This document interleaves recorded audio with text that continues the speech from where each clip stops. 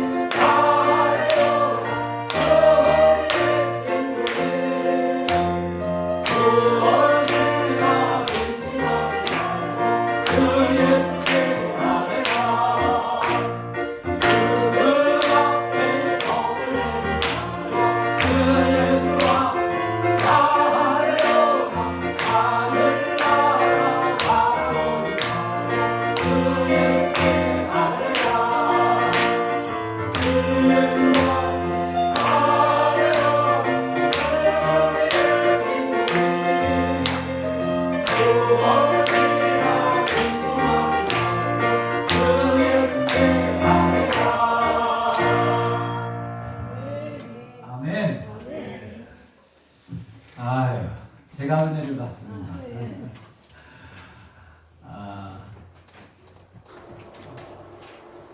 저는 멀리 서울에서 왔습니다.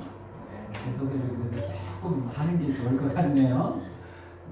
서울에서 원래 목회를 제가 2000년에 개척을 해서 목회를 한 18년 정도 했습니다. 그러다가 2017년에 은퇴를 했어요. 일찍 은퇴를 했어요. 우리 목사님들 정년은 70세인데 저희 교단은 저는 한 15년 일찍 은퇴를 했습니다. 은퇴를 하고 사실 저는 이제 해외 선교사로 나가려고 그렇게 이제 준비를 했었는데 우리 인생이 내 뜻대로 되는 거 아니에요, 그렇죠? 그리고 보니까 이 선교사도 하나님이 허락을 하셔야 되는 거더라고요. 내가 하고 싶다고 되는 게 아니더라고요. 그래서 하나님께서 허락을 하지 않으시는 것 같아서 그러면 그냥 국내에 있으면서 복음 전하고 일꾼 삶은 삶을 살아야 되겠다 이렇게 생각을 하고 저는 이제 직장인들을 대상으로 사실 사역을 주로 사역을 했어요. 지금도 저는 이제 하나은행 아시죠? 하나은행 선교회 우리나라에서 가장 큰 건설사인 현대건설 그 안에서 선교회가 있습니다. 산업은행 세 군데에서 화수목 주중에 가서 예배를 드리고 훈련도 하고 이런 사역을 하고 있습니다. 그러다가 하나님께서 금년 초에 하나님이 희한하게 또 길을 여셨어요. 제 친구가 대학 때 같이 이제 이렇게 같은 교회에 생겼던 친구가 늦게 사업을 하던 친구인데 아무튼 서울대를 나왔는데 아주 좋은 직장 다 놔두고 늦게 신학을 하더니 선교사를 나간다는 거예요. 그래가지고 제가 친구하고 이제 같이 마지막으로 식사를 하면서 제가 친구한테 그랬어요. 야, 우리 친구가 이제 구영상 선교사인데 영상아, 나는 전반전 뛰고 너는 후반전 뛰는 거다.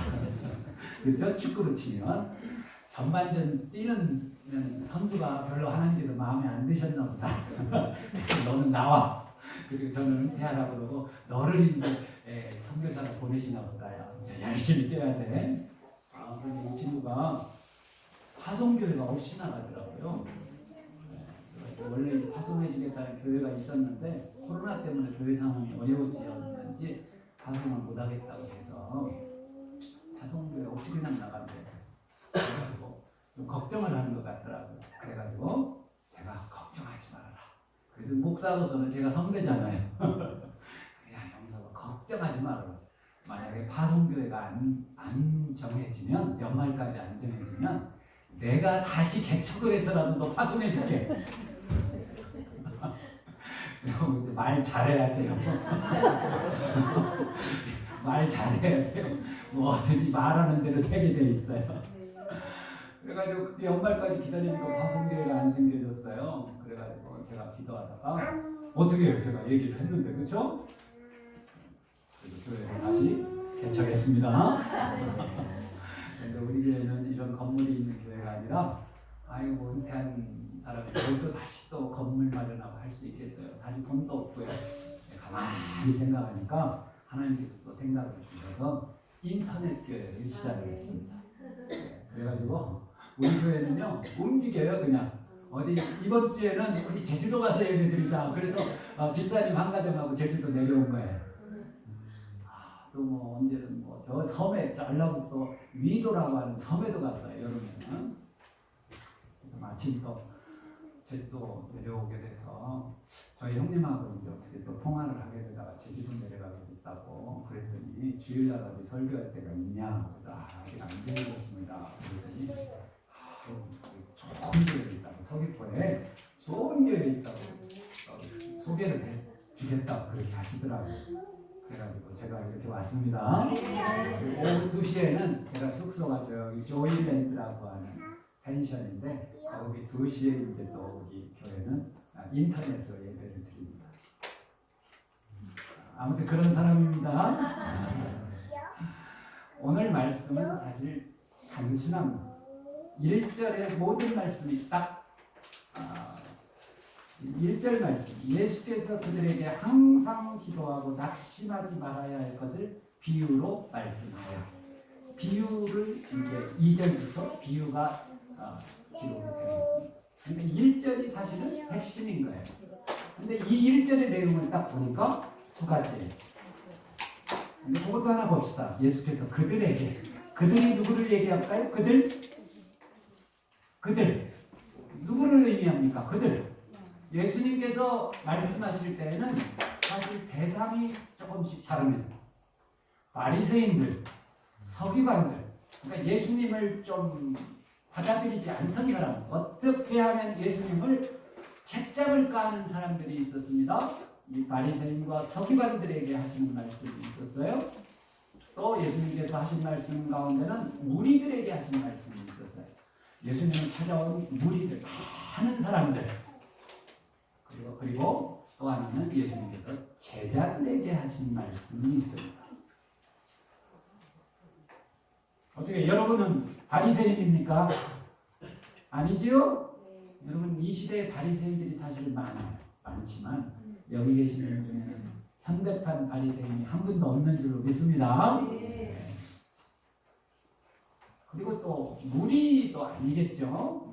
무리에는요 예수님께 나오는 동기가 다양했어. 어떤 사람들은 예수님이 막 빵 주니까 빵을 먹을 거 주니까 예수님에게 나온 사람들도 있었고요. 예수님이 병고쳐 주니까 병을 낫기 위해서 그냥 목적은 그거예요. 내 병만 나오면 돼. 그래서 예수님한테 나와서 예수님 기도받으려고 한 사람들이 있었는데 이 무리죠, 무리. 사실 무리도 그렇게 바람직한 건 아니에요. 사실 우리는 다 예수님의 제자인 줄로 믿습니다. 근데 그들 오늘 예수께서 그들에게, 왜냐하면 17장 내용을 쭉 읽다 보면 이 그들은 지금 제자들을 의미하는구나 라는 걸 알 수 있어요. 지금 제자들에게 예수님께서 비유로 말씀하시는 거예요. 저는 오늘 하나님께서 여러분들 개인에게 혹은 여러분들의 가정에게 혹은 이 교회에게 오늘 이 말씀을 주시는 줄로 믿습니다. 적용하시면 아마 큰 은혜가 될 겁니다. 저도 은혜가 돼요. 저도. 그래. 오늘 하나님께서 나에게 주시는 말씀이 항상 기도해라. 낙심하지 말고 기도해라. 이거를 먼저 낙심하지 말라는 것을 먼저 합시다. 사실 오늘 제가 여러분에게 들려주고 싶은 말씀은 기도인데 낙심하지 말라.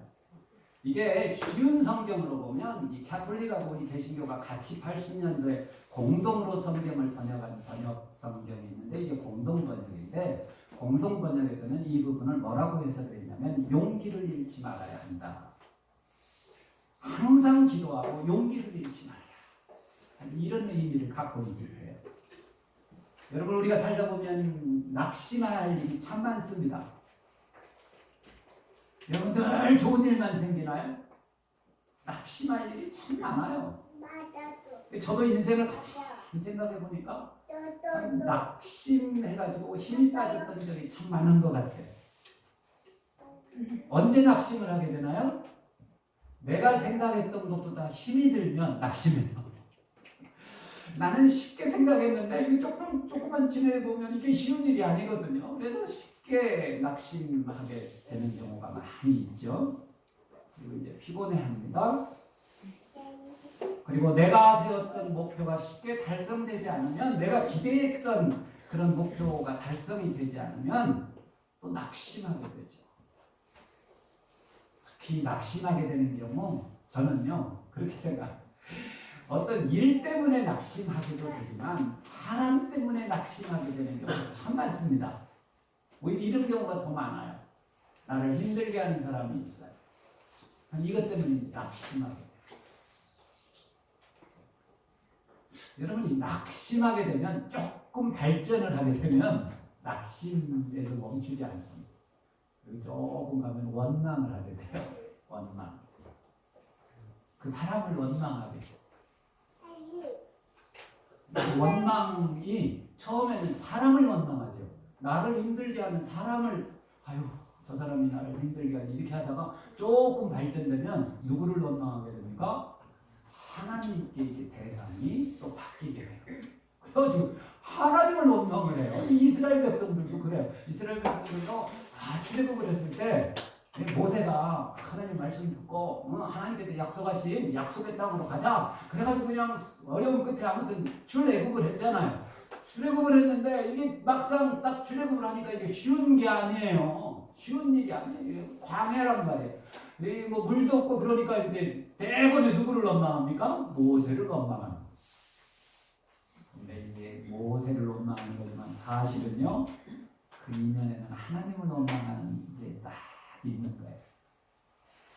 근데 이제 조금 두려우니까 처음에는 하나님을 원망 안 하는 것처럼 하지만 사실은 이게 사람을 원망하는 거는 하나님을 원망하는 거예요. 자, 그러면 여러분 우리가 이렇게 낙심하지 말라고 그러는데 어떻게 하면 우리가 낙심하지 않을 수 있을까요? 사실은 요 앞에 부분이에요. 항상 기도하고. 이 낙심과 기도는 이게 늘 쌍둥이 같아요. 여러분 기도하는 사람은 낙심하지 않습니다. 가만히 보면 낙심하는 사람은 기도하지 않기 때문에 그런 거예요. 그래서 제가 오늘은 제 인생 가운데 가만히 생각해 봤어요. 내 인생 가운데 내가 참 힘들었을 때 내가 무엇을 했나? 기도를 했나? 그리고 그것이 결국은 어떻게 내 인생에 영향을 미쳤을까? 네 가지만 말씀을 드리고, 그러니까 네 번의 경험. 여러분 기도는요 반드시 응답됩니다. 아멘. 기도는요 반드시 응답. 여러분 오늘 기도할 일이 있으면 언젠가 응답이 됩니다. 우리는요 기도하면 기도하고 눈 뜨면 응답될 걸로 기대를 해요. 기도하고 눈 뜨면 응답이 되어 있어야 응답으로 생각을 하는데 여러분 기도 응답은 그렇게 쉽게 되는 게 아니에요. 그러나 반드시 응답돼요. 여러분 제가 지금 목사입니다. 목사. 제가 목사 안수를 96년도에 받았는데요. 제가 목사가 되어야 되겠다라고 생각을 한 것은 초등학교 5학년 때. 초등학교 5학년 때 여름방학. 저는 지금도 그게 너무 생생해. 그냥 뜨거운 여름방학 때 아무튼 초등학교 5학년이 감당하기에는 너무 벅찬 일을 제가 목도를 했어요. 내가 할 수 있는 건 아무것도 없어요. 보니까 초등학교 5학년이 뭐가 있겠어요. 그렇죠? 근데 내가 보니까 우리 집안에 이게 큰 문제인 것 같아요. 내가 할 수 있는 게 뭘까 생각을 하다가 그래서 주일학교에서 선생님이 저에게 선생님 설교 시간에 혹은 본파 공부 때 말씀해 주신 게 기억이 나더라고요. 구하라 그러면 구할 것이요. 찾으라 그러면 찾을 것이요. 문을 두드리라 그러면 열릴 것이다. 그러면서 선생님이 얘기해 주셨어요. 기도하면 하나님이 반드시 응답해 주십니다. 이 말씀이 기억이 나는 거예요. 그래가지고 교회로 막 달려갔어요. 교회로 막 달려갔는데 그 시골 교회에 제가 충청도 옥천이라는 곳인데 그 시골 교회인데 사이즈가 요만했던 것 같아요. 근데 이 교회 오늘 들어와 보니까 너무 좋네요. 그때는 이런 전자기기도 없어요. 그냥 시골 교회라는 거는 그냥 마룻바닥. 그래도 마룻바닥도 송판이라고 그래요. 이렇게 막 넓은 거. 그래가지고 사이가 이렇게 돼 있고요. 그리고 벽돌은 흙벽돌, 흙으로 벽을 세운 거예요. 그냥 험한 예배당. 그래서 그러나 아무튼 교회가 너무 좋았어요. 아무튼 교회 가서 기도하면 하나님이 내 기도를 들어주시리라는 확신이 있어서 그래가지고 교회를 다녀가지고 혼자 무릎을 꿇었어요. 무릎을 꿇고 기도를 하는데 어린 마음에 이게 하나님하고 내가 하나님한테 어떻게 보면 내가 뭔가를 좀 이뤄달라고 소원을 얘기하는데 그래도 이게 일방적으로 구하는 것보다는 나도 좀 하나님께 뭐를 내놔야 뭔가 주고받는 게 있어야 될 것 같아. 여러분 그래야 안 그래? 그래 가만히 생각하니까 그런데 내놓을 건 없어요. 내놓을 건 없고 가만히 생각을 하다가 하나님께서 오늘 내 기도를 들어주시면 저도 하나님이 원하시는 것을 하겠습니다.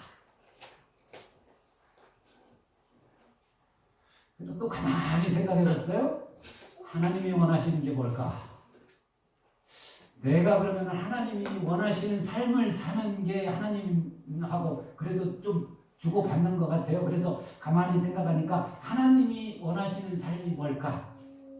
하나님이 기뻐하시는 삶이 뭘까? 아무튼 어린 생각에 잔머리를 굴렸어요. 잔머리를 굴렸는데 하나님께서 기뻐하시는 삶이 목사가 되는 것 같더라고요. 왜냐하면 목사가 좋은 게 아니라 그때 그 시골 교회 목사님은요 매일 점심에 드시는 게 뭐냐 국수 드시고 나는 처음에는 목사님이 국수를 좋아하셔서 그런 줄 알았어요. 근데 알고 봤더니 목사님이 가난하니까 먹을 게 없으니까 교회에서 갖는 사례비가 시골 교회에서 그 당시에는 많지 않으니까 국수를 드셨던 거예요. 매일. 그러니까 아무튼 어린 마음에 생각하기에 목사님이야말로 정말 하나님의 사람이구나. 하나님의 일을 하는 거구나. 하나님이 기뻐하시는 일이구나. 아무튼 내 나름대로 생각을 했어요. 아마 그때 제가 선교사가 있는 거를 알았으면 제가 선교사 되겠다 했을 것 같아요. 그래서 기도를 잘해야 된다니까요. 그래서 제가 하나님 제 기도를 들어주시면 제가 목사가 되겠습니다. 제가 딱 기도를 했어요. 여러분 이 기도를 하나님이 들으셨을까요? 안 들으셨을까요? 들으셨으니까 제가 여기 있잖아요. 그런데 눈을 뜨니까 들어주셨을까요? 눈을 떴는데 변한 건 하나도 없어요. 그냥 초등학교 5학년 그대로예요. 제가 목사가 되는데 20년이 걸렸습니다. 20년 후에 제가 목사 안수를 받는데 그때 어린 시절 생각이 났어요. 하나님 앞에서 기도했던 20년 전 생각이 나더라. 그래 내가 거의 20년 전 초등학생 때 내가 하나님 앞에 기도했었지. 기도했는데 오늘 하나님께서 내 기도를 응답해 주셨구나.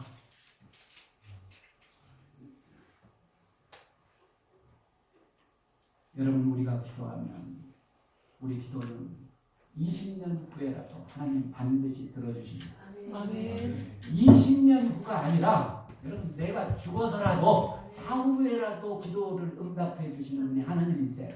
조지 뮬러가 그랬어요. 조지 뮬러는 뭐 몇 번의 기도 응답을 받았다고 그러죠? 책도 있죠? 3만 번이라고 그러나요? 그런데 조지 뮬러가 기도 응답 못 받은 거 있습니다. 친구를 위해서 기도했었어요. 친구의 구원을 위해서. 그렇게 친구를 위해서 전도를 했는데 이 친구가 받아들이지를 않았어요. 조지 뮬러가 죽을 때까지 예수 안 믿었어요. 그런데 조지 뮬러가 죽었다는 소식 듣고 미안해서 그랬는지 이 사람이 예수 믿었다고 해요. 여러분 기도 응답 된 겁니까? 안 된 겁니까? 아니 꼭 내가 살아서 확인해야 응답되는 건가요? 내가 죽어서 응답되는 건 응답 아니에요? 응답되는 거예요. 여러분 우리가 그래서 낙심할 필요가 없습니다. 내가 확인을 못했다고 해서 이거 하나님 왜 내 기도 안 들으시는 거야? 낙심할 필요 없어요. 여러분 기도는 반드시 응답돼요. 지금 생각하니까 제가 초등학교 5학년에서 눈 한 번 깜빡했더니 이제 지금 딱 되니까 하나님 내 기도를 들으셨고. 여러분 우리가 낙심하지 말아야 될 것 가운데 하나가 여러분 우리가 낙심하지 않으면 낙심하게 되면 이제 포기하게 되는데 이게 우리가 낙심하지 않냐고 포기하지 않냐고 기도하면 반드시 은혜를 경험합니다.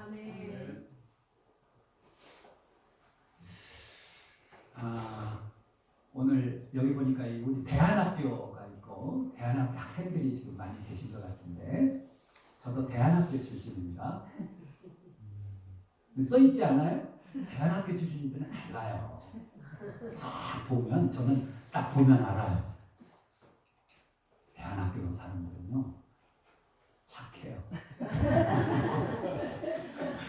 저는 고등학교 2학년 딱 올라갈 때 학교를 제가 자퇴를 했어요. 2학년 딱 진급하자마자 제가 청주고등학교를 다녔었는데 2학년 딱 올라가면서 선생님한테 찾아가가지고 선생님도 학교 안 다니려고 그랬어요. 선생님이 놀라가지고 왜 내가 싫으냐? 담임 선생님께서 내가 싫으냐? 그래서 저는 그냥 저 혼자 공부할래. 아니 왜? 여러분 그 옛날에도 산에 이렇게 수련하러 올라가면 스승님들이 먼저 딱 그러잖아요. 너는 나를 떠나라. 왜요? 너는 더 이상 나에게 배울 것이 없다. 근데 고등학교 2학년 때 학교를 그냥 자퇴를 하고 혼자 서울로 올라갔어요. 2학년 교과서 끈으로 묶어가지고 담요 하나 가지고 서울로 올라가가지고 제가 친구들한테 그랬어요. 2학년이니까 야 나는 금년에 올해 대학 갈 거야 라고 학교 그만했어. 그래서 정말 공부만 했어요. 정말 공부 잠자는 거 빼고는 공부만 했어요. 그런데 제가 한 가지 원칙은 하나 세운 게 있었어요. 뭐냐면 주일날은 공부 안 한다. 아멘. 우리 여러분들은 어떻게 하세요? 우리 대안학교 주일날도 공부해요? 아니 저는 아무튼 제 나름대로 나는 목사가 될 사람 아니냐. 저는 아무튼 그 초등학교 때 기도하고 하나님께 약속을 지켜야 되잖아요. 그 하나님이 또 제 기도를 들어주셨기 때문에 제가 이제 조건으로 걸었던 거를 응답을 해주셨기 때문에 그럼 나도 이제 해야 되잖아요. 그래가지고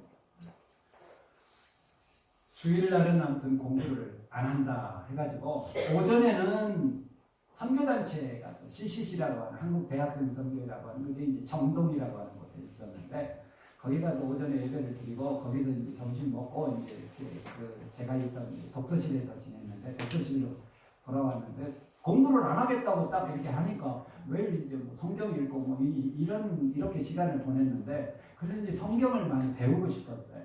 근데 누가 저한테 주일날 뭐 공부 안 하고 성경 읽고 그러는데 저한테 소개를 하나 해주더라고요.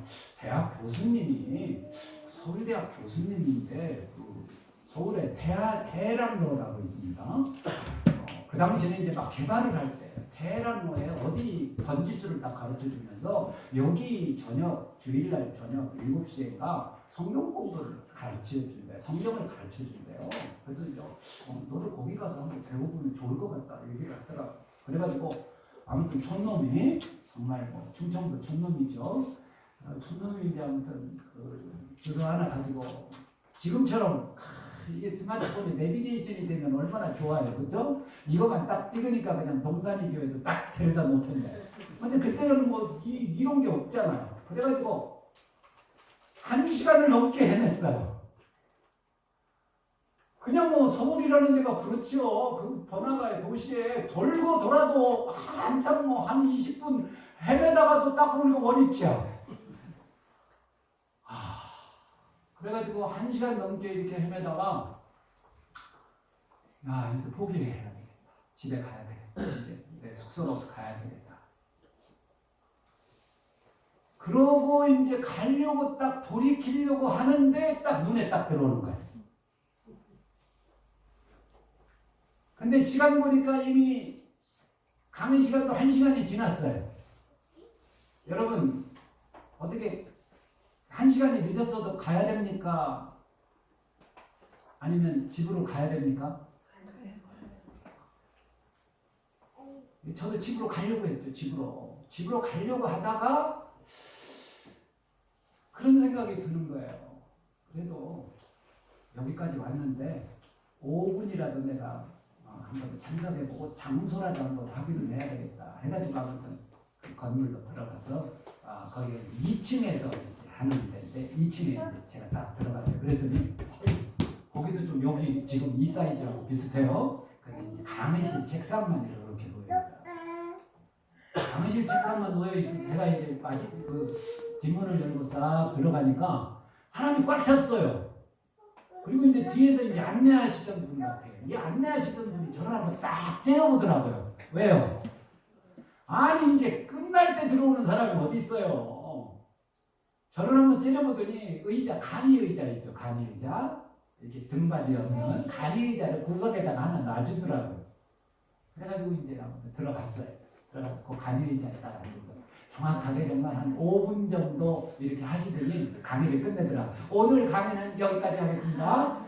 다음 주에도 여러분들 뵙죠. 강사님이 그러시더라. 근데 그 강의 5분짜리 강의 내용을 제가 지금도 기억해. 도피성에 대한 얘기를 해주더라고요. 도피성. 우리 구약성경에 보면 도피성이 있었어요. 우리 죄진 사람들도 도피성에만 피하면 여기 살아날 수 있었어요. 예수님이 상징하는 것이 도피성이잖아요. 아무튼 도피성에 대해서 짧은 5분간 아무튼 저는 그게 딱 들어오더라고요. 그리고 나서는 이 강사 되시는 분 나중에 알고 봤더니 서울대 교수였는데 여러분 우리 한번 다 같이 통성으로 기도합시다. 통성으로 기도합시다 하는데 사람들이 그냥 우와 하는 거예요. 여러분 통성기도 하십니까? 여기는 통성기도 잘 하실 것 같아요. 근데 저는 이게 경험이 별로 없었거든요. 그러니까 처음에는 눈을 번쩍 떴어요. 그럼 뭐 하는 거예요? 근데 사람들이 막 기도하는 거예요. 근데 사실 저도 자존심이 있죠. 그렇죠? 왜요? 저도 그래도 기도하는 거는 그래도 한 가닥 하는 사람이란 말이에요. 초등학교 제가 유치부부터 어머니 뱃속에서부터 교회 다녔다니까요. 그래서 괜히 서울 올라와가지고 내가 촌놈이라고 무시당해서는 안 되지. 나도 동성기도 할 수 있어요 하면서 나도 소리를 내서 으악 하는데 이거 이상한 거예요. 왜 이스라엘에서 이게 한국말이 아니라 이상한 말이 나오는 거예요? 이게 뭐냐? 이게 도대체 뭐냐? 이상해요. 어렸을 때 그런 얘기는 들은 적이 있어요. 부흥 집회하고 하면 이렇게 어른들이 이번 집회 때 누구 방언 받았다더라 이런 얘기도 들은 적이 있어가지고 이게 방언인가 보다. 아무튼 기도를 진짜 오늘 너무 신기하기도 하고 기도를 마쳤어요. 기도를 마치더니 또 이제 이 사회 보시는 그 강사님이 이제 오늘 하나님 앞에 감사하며 우리 함께 다 같이 예배 헌금하겠습니다. 그러더라. 헌금 시간이에요. 오늘 여기 이 동산이 교회는 들어오실 때 이렇게 헌금합니다 이렇게 기도를 하시는데 이 헌금 주머니를 돌리더라고. 근데 나도 모르게 너무 좋은 거예요. 말로 형용할 수 없는 기쁨이 저에게 있는 거예요. 이건 설명이 불가합니다. 너무 좋아요. 하나님 앞에 너무 감사해요. 헌금 시간이 됐는데 아무튼 다 드려야겠다. 다 드려야겠다. 그래가지고 주머니에 있는 거 다 드렸습니다. 돈은 별로 없었지만 다 드렸어요. 전부 드렸어요. 근데 예배를 다 이제 끝나고 나서 다 주기도문으로 마치고 이제 집에 오려고 하는데 그제서야 생각이 딱 나는 거예요. 집에 어떻게 가나. 왜냐하면 그때는 서울에서 버스 탈 때 토큰을 냈습니다. 동그란 조그마한 거 토큰이라고 했어요. 50원짜리 토큰. 세상에 이것까지 다 낸 거예요. 이거 없으면 집에 못 가잖아요. 걸어가야 되잖아요. 집에 가려면 한두 시간 걸릴 것 같아요. 그래가지고 헌금을 개수하는 분한테 찾아갔어요. 죄송합니다. 죄송합니다. 제가 어떻게 하다가 헌금하다가 제가 그냥 집에 갈 토큰까지 한 것 같은데 거기 보면 토큰 있을 겁니다. 그거는 좀 돌려주세요. 제가 이 얘기를 왜 하냐면 여러분 은혜 받는 사람이 두 가지 유형이 있습니다. 첫 번째 일찍 오는 사람. 일찍 오는 사람은 은혜 받아요. 하나님 은혜 주십니다. 우리 동산이 예배가 몇 시입니까? 10시 50분. 10시 50분 전에 온 사람들은 은혜 받는 줄 믿습니다. 그런데요, 여러분 또 은혜 받는 사람의 유형이 또 있어요. 늦게라도 오는 사람. 늦게라도 오는 사람이요. 늦어가지고 교회 입구에 딱 와가지고 5분 늦었어. 아이고 목사님 이거 나 이거 목사님한테 오늘 찍히는 거 아니야? 차라리 그냥 나 오늘 얼굴 안 뵈고 갔다가 다음 주에 올래. 이렇게 하고 돌아가는 사람이 있어요. 그런데 그냥 심지어는 5분이 아니라 10분, 20분 늦어서도 철판 딱 깔고 들어오는 사람 은혜 받습니다. 그러니까 이제 오늘 예배 시간 전에 오신 분들 은혜 받는 줄 믿습니다. 예배 시간 지나서 온 분들도 은혜 받는 줄 믿습니다. 포기하고 돌아간 사람 은혜 못 받죠. 이건 100%죠. 그렇죠?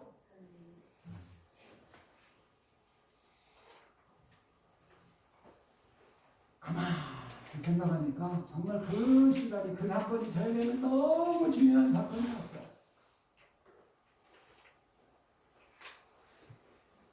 저는 그래서 그때 주신 하나님의 은혜가 너무 귀해가지고요. 저는 그냥 하루 1시간 이상씩 학교 뒷산에 올라가가지고 혼자 그냥 방황을 기도했어요. 그런데 내가 하나님께 목사가 되겠다고 했는데 또 하나님께서 귀한 이런 은사도 경험하게 해주셨는데 그렇다고 해서 인생이 그냥 뭐 평탄하게 흐르는 게 아니에요. 원래 그래요. 그렇죠? 하나님 사랑하시는 자들에게 오히려 시련을 주십니다. 제가 죄송합니다. 군대 얘기를 했어. 우리 자매들은 군대 형제들이 군대 얘기하거나 축구한 얘기, 군대에서 축구한 얘기 되게 싫어한다고 하는데 제가 군대를 갔는데 85년도에 2월 달에 그 추운 겨울에 군에 입대를 했어요. 군에 입대를 해가지고 논산에 이제 입대를 했는데 논산 훈련소에서부터 저한테 얘기하더라고. 야, 너는 군종으로 해야 될 것 같다. 신학대학 다니다가 왔으니까 논산 훈련소 아마 교회 군종으로 빠질 것 같다. 그런데 아니에요. 근데 기차를 태워가지고 춘천으로 데려다 주더라고. 그래서 춘천 백이보라는 보충대에서 있으니까 또 거기서 또 그래. 너는 신학대학 신학과 다니다가 왔으니까 너는 군종으로 빠지겠다. 근데 거기서도 안 빠져요? 그랬더니 저기 강원도 양구 21사단이라고 21사단 백두산대라고 여기 21사단에 딱 데려다 놓더니 세상에 저는 양구라는 데가 있는 줄도 그때 처음 알았어요. 얼마나 추운지요. 그래서 옛날에 이명박 대통령 시절에 이명박 대통령이 새해 1월 1일 날 딱 우리나라 군대에서 가장 고생하는 부대 좀 방문합시다. 그 아들한테 이제 얘기를 했나 봐요. 그래가지고 딱 뽑은 데가 백두산 부대래. 그래가지고 이명박 대통령이 1월 1일 날 백두산 부대를 방문하는 게 뉴스에 나오더라. 아무튼 얼마나 추운지요. 근데 추운 것도 추운 건데 사람이 저를 힘들게 해요. 사람이. 여러분 우리를 힘들게 하는 게 사실 사람이잖아요. 저는 3학년을 마치고 갔어요. 좀 이게 늦게 간 편인데 마침 2학년을 마치고 군대 온 1년 전에 온 이제 친구들이 있는 거예요. 그러니까 나이는 저하고 같은데 저보다 이제 고참인 거예요. 1년 고참인 거예요. 제가 2등병일 때 갔더니 상병인 거예요. 근데 그 중에 아무튼 이모 씨라는 분이 있었는데 대학은 서강대를 다녔어요. 그래서 제가 서강대 출신들은 별로 안 좋아해요. 세상에 여러분 우리 예수 믿는 사람들은 어지간한 거는 다 참습니다. 그렇죠? 그래 안 그래? 어지간한 건 다 참죠. 근데 못 참는 게 뭐 있어요? 예수님 욕하면 못 참잖아요. 안 그래요? 저는 그래요. 다른 건 모르는데 예수님 욕하는 건 못 참겠더라. 못 참겠더라. 그런데 둘이 보초서로 나가면 살살 속을 긁어요. 야, 강병, 예수가 뭐 처녀한테 났다는데 그거 마리아가 그거 바람핀 거 아니야? 뭐 어떻게 이거를 아무튼 그 사람이 그렇게 정신적으로 갈거예요. 근데 또 저한테 또 특별한 임무가 부여졌어요. 저한테 임무가 어떤 임무가 부여가 됐냐면 이 장교 숙소가 있거든요. 장교. 저는 이제 병으로 간 거고. 제가 군대 가보니까 장교하고 병사의 차이는 신분이 달라요. 저는 그걸 몰랐었어요. 그래가지고 제가 군에 제대하고 난 다음에 아들 낳고 내 아들은 장교로 보낸다. 그래가지고 우리 아들은 장교로 갔다 왔어. 근데 장교들 숙소가 이제 BOQ라고 하는데 그때 이제 BOQ에 연탄 보일러가 있었단 말이에요. 연탄 보일러. 85년도에요. 이제 19공탄이라고 그러죠. 이거를 하루에 2번씩 아침 저녁으로 갈아줘야 되거든요. 이게 굉장히 어려워요. 왜냐면은 이거를 타이밍을 잘 맞춰서 해야 돼요. 왜냐면 너무 일찍 연탄을 갈면 연탄이 붙어요. 이게 붙으면 어떻게 해야 돼요? 옛날에 이게 그 골목에 보면 이 어머니들이 식칼 들고 나와서 이런 분들이 있었다고. 다 연탄 붙은 거 떼내느라고. 그래가지고 늦게 가르면 이게 꺼져요. 꺼지면 또 큰일 나는 거예요. 그러니까 이게 보통 어려운 게 아니에요. 그래서 자주 가봐야 돼요. 가봐야 확인을 해야 돼요. 한 시간 후에 가야 되겠다. 제가 그 임무를 맡았어요. 쫄병이라고 너 그거 하라고. 이거는 여러분 이거는요 주일날도 가서 해야 되는 거예요. 주일날 늘 신경을 곤두서야 되는 거예요. 그래가지고 제가 한 번은 그 연탄을 갈면서 하나님한테 제가 솔직하게 원망을 했어요. 하나님 제가 목사까지 되겠다고 소원을 하고 지금까지 목사가 되려고 제가 지금까지 왔는데 제가 담배를 피웠습니까? 술을 마셨습니까? 하나님 제가 이렇게 살았는데 왜 나한테 이런 일을 시키냐고요. 왜냐면 자존심도 많이 상하는 거예요. 자존심도. 뭐 장교들이라고 해야 저하고 뭐 1살 차이밖에 안 나요.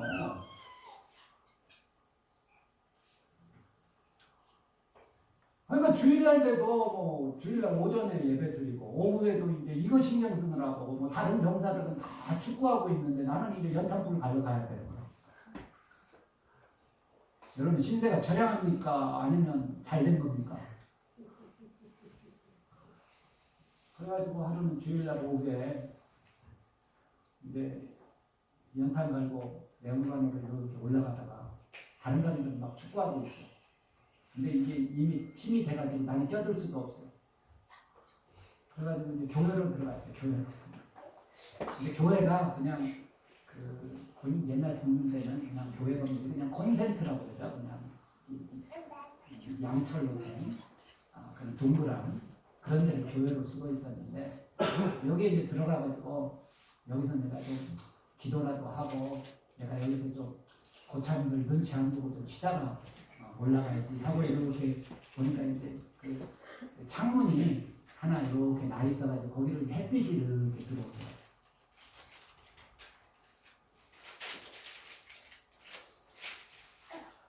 근데 기도 제목이 하나 있었는데 그때 제가 너무 낙심해 있을 때예요. 왜냐하면 하는 일도 이거 참 즐거운 일이 아니고 더 나를 힘들게 했던 거는 사실은 한 달 전에 연대 목사님, 연대 교회가 있는데 연대 목사님이 저를 이제 아는 거예요. 요 부대에 신학대학을 다니던 강구영이라는 사람이 병사가 있다는 걸 예배를 이제 오셔가지고 얘기하다가 이제 알게 된 거예요. 이 목사님은 고신대학을 나오신 분이었는데 저는 이제 총신대학을 나왔고요.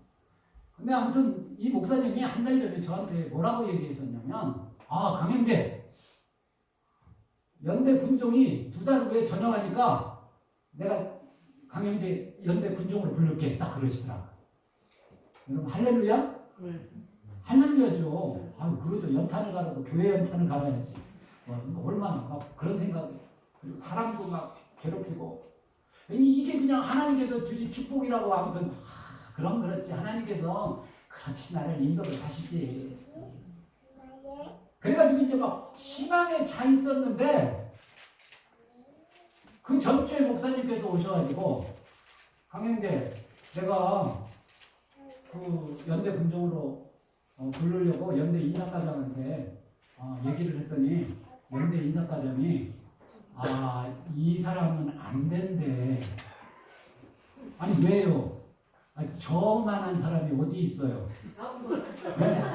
그렇잖아요. 저처럼 신앙 좋은 사람이 이 부대에 누가 있냐고요. 더구나 저는 신학을 전공한 사람인데 그랬더니 연대 인사과장이 그러더래요. 이 병사는 훈련소에서 훈련을 너무 잘 받아가지고 군종으로는 절대 안 된다는 거예요. 왜냐하면 군종은 비전투용이거든요.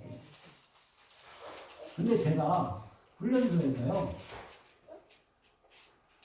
제가 21사단 훈련소에서 훈련을 또 받았는데 제가 훈련소 퇴소할 때 유일하게 저만 포상휴가를 받았습니다. 안 놀라시네요. 왜 안 놀라세요? 훈련을 너무 잘 받아요. 그냥 왜냐하면 힘들어가지고 에이 훈련 그냥 이왕에 받는 거 즐겁게 받자 그래가지고 뭐든지 하면 제가 자원했어요. 뭐 할 사람하고 손 들고 나가서 그랬더니 그러니까 나중에 이제 퇴사할 때 1등인 거예요. 그래가지고 훈련소에서 바로 그냥 2등급 계급장 받고 휴가까지 나왔었거든요. 그런데 알고 봤더니 그 훈련을 너무 그렇게 잘 받아가지고 군종은 안 된다는 거예요. 그래가지고 제가 하나님한테 또 그렇게 원망했어요. 하나님, 아이고 좀 가르쳐 주셔가지고 훈련 좀 적당하게 받게 해주시지. 그래가지고 아무튼 하나님도 원망되고 훈련을 너무 열심히 받은 내 자신이 믿고 또 나를 괴롭히는 그 이모상경 얼굴 자꾸 떠오르고 그래가지고 아무튼 그 햇빛이 들어오는 창문에 앉아가지고 반은 졸고 반은 기도하면서 그냥 꼬박꼬박 하나님 이러실 수가 있나요? 군종이 아니더라도 다른 부대로 보내주세요. 여기는 도저히 못 있겠어요. 이러는데 갑자기 하나님께서 제 마음과 말씀을 하셨어요. 제가 그냥 화들짝 정신을 차렸어요. 하나님께서 뭐라고 말씀하시냐면 야, 너 왜 기도를 그렇게 하냐? 아니 뭐가 잘못됐는데? 그럼 어떻게 기도를 해? 야, 환경의 변화를 위해서 기도하지 마. 환경의 변화를 위해서 기도하면 이것 때문에 일이 좀 많이 복잡해져. 네가 어디로 가면 거기 있는 사람 또 보내야 되잖아. 그러다 보면 그냥 뭐 줄줄이 여러 명 다 옮겨야 되잖아요. 그러니까 이게 복잡하니까 좀 간단하게 기도해라. 그럼 어떻게 기도할까요? 환경의 변화를 위해서 기도하지 말고 네가 어떤 환경에서는 하나님 내가 이 환경도 잘 감당할 수 있는 능력을 주세요 이렇게 기도해. 아이고 정말 이 말씀이 맞는 거예요. 그래 그렇지. 가만히 생각하니까 그래요. 그래 환경의 변화를 위해서 기도하지 말고 하나님 이 환경 이 좀 어려운 환경도 내가 감당할 수 있도록 하나님 저에게 능력을 주세요. 저에게 기쁨을 주세요. 그렇게 기도를 바꿨어요. 그랬더니 하나님께서 들어주셨겠어요? 안 들어주셨겠어요? 아이고 바로 들어주시더라고요. 그냥 기도를 마쳤는데 그냥 아이고 부대가 왜 이렇게 좋은지 아이고 네 하나님 감사합니다. 내가 제대할 때까지 이 부대에 있겠습니다. 할렐루야 하면서 올라갔어요. 근데 실제로 나중에 군에 제대할 때 이제 연대에 들렸는데 그 연대 목사님이 원차리 목사님이라는 분인데 지금 미국에서 목회를 하시는데 이 원차리 목사님이 저만 따로 불러가지고 사택에서 저한테 식사를 같이 하시더라고요. 식사를 같이 하면서 그날 수요 기도회 때 연대 교회에서 저한테 설교를 하고 그리고 이제 연대 목사님 그 원차리 목사님 저한테 하시는 말씀이 강영재 원래 내가 연대 군종으로 형제 부르려고 했잖아. 그런데 잘 안 됐잖아. 근데 지금 와서 생각해보니 그것이 더 잘된 일이었네. 왜냐하면 대대에 있는 교회를요 제가 수요일 날도 설교하고 주일 날도 설교하고 그냥 혼자 목회했어요. 그냥. 그러니까 목사님이 신경을 안 쓰셨어요. 저한테 맡겨놓고.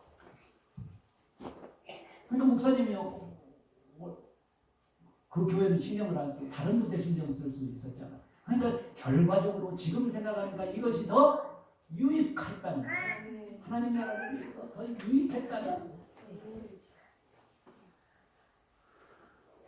여러분 기도를 지혜롭게 해야 됩니다. 그냥 무조건 하나님 그냥 이거 바꿔주세요. 하나님 그러지 말고 하나님 제가 이 환경을 다 이길 수 있도록 저에게 능력을 주시옵소서. 그러면 하나님께서요 지체하지 않으시고 주시지요. 자 마지막으로 갑시다. 기도. 여러분 기도는요 기도는 일방적으로 하나님께 내 요구를 아뢰는 게 아니에요. 그냥 내 소원만 하나님 앞에 그냥 뭐 소원 수리하듯이 그냥 소원을 적어서 하나님 앞에 통보하는 게 아니에요. 기도는 하나님과 내와 대화하는 거예요. 여러분, 그래서 기도하면 반드시 여러분 하나님께서 말씀하시는 것을 들어야 합니다. 그러니까 하나님께서 굉장히 당황스러우실 때가 많아요. 기도 막 하더니 하나님께서 이제 말씀하시려고 하는데 벌써 갔네.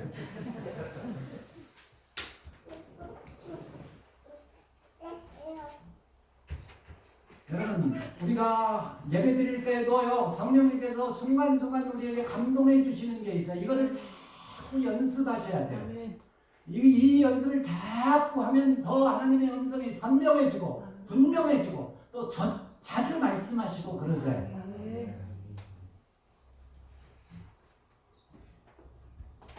그리고 하나님께서 말씀하시는 것에 대하여 순종해야 돼요.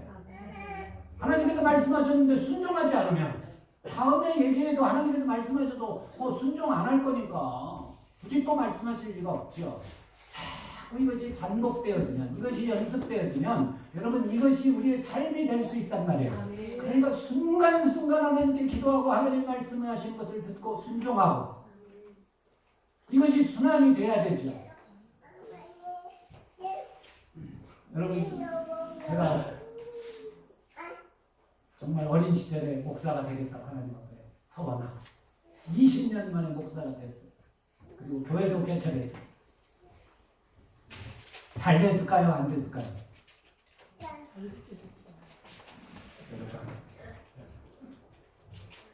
하나님은 하나님의 사람들이 어떤 일이 가는데 쉽게 어떤 성과 열매를 맺는 것을 원치 않으세요. 하나님께서는 내가 다듬어지기를 원하시기 때문에 교회를 개척했는데 한 3년쯤 됐을까요? 그때가 가장 힘들 때. 왜냐하면 예배 장소도 없었어요.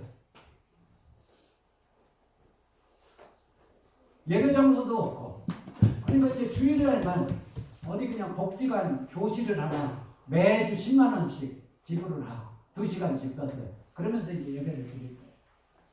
원래 교회가 돈이 제가 가진 전 재산은 어떻게 보면 헌금해가지고 교회 재산이 있었는데 이거를 어떻게 하다가 이 돈도 없어졌어요.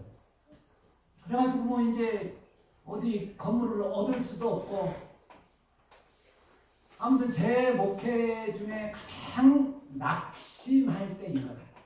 낙심에 있을 때 전도하기도 힘들고 그냥 도대체 내가 이 교회를 그냥 교인들 그냥 마음 같아서는 가라고 하고 싶은데 또 그럴 수도 없고,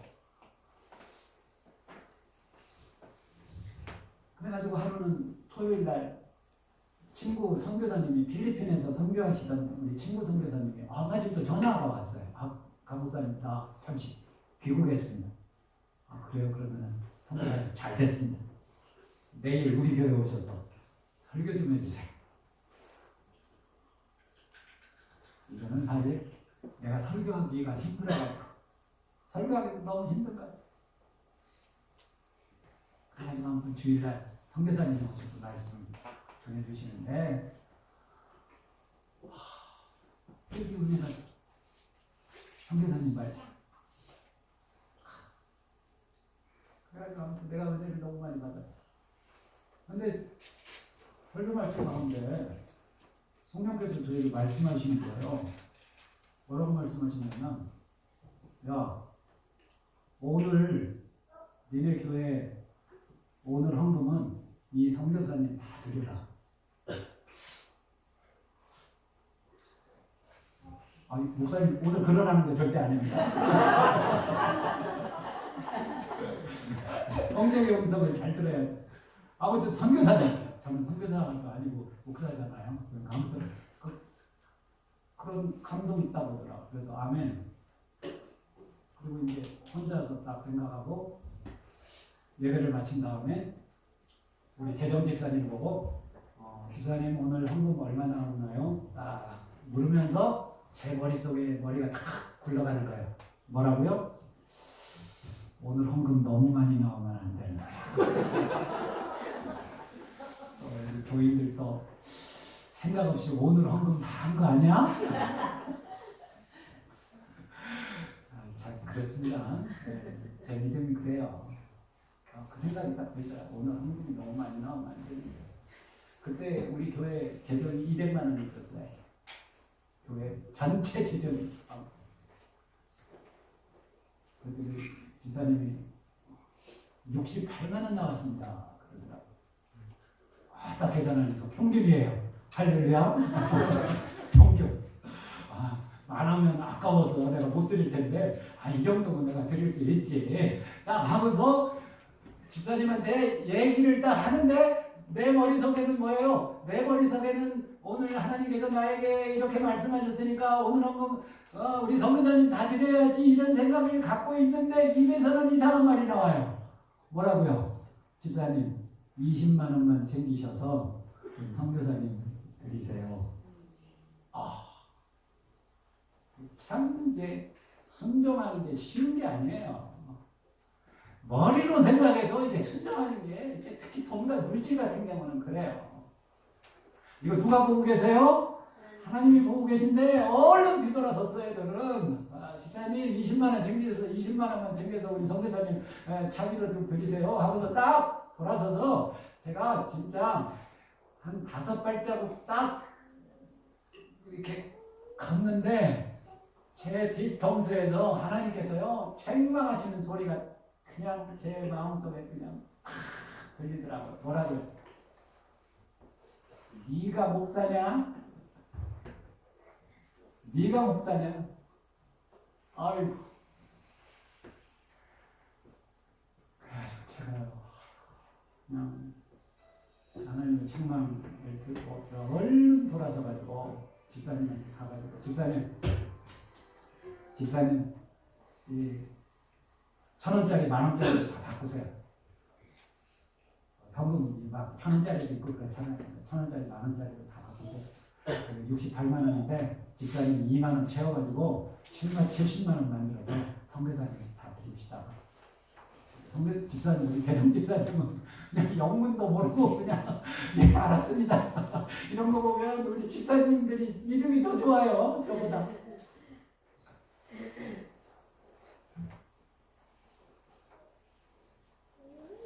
그리고 집에 가는데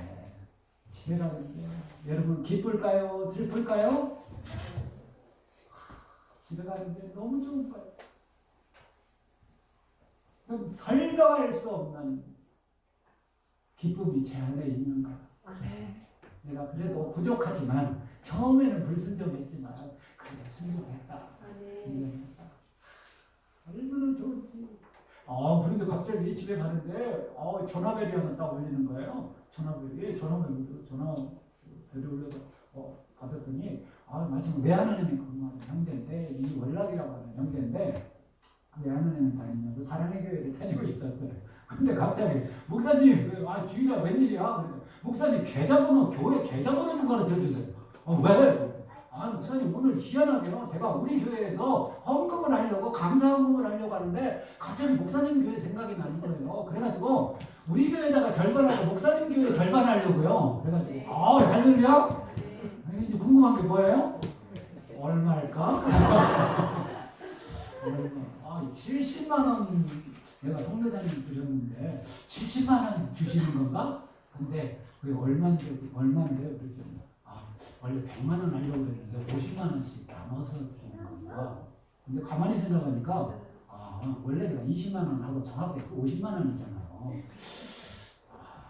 한편으로는 참 놀랍기도 한데 여러분 그런데 하나님은요 째째하는 게 아닙니다.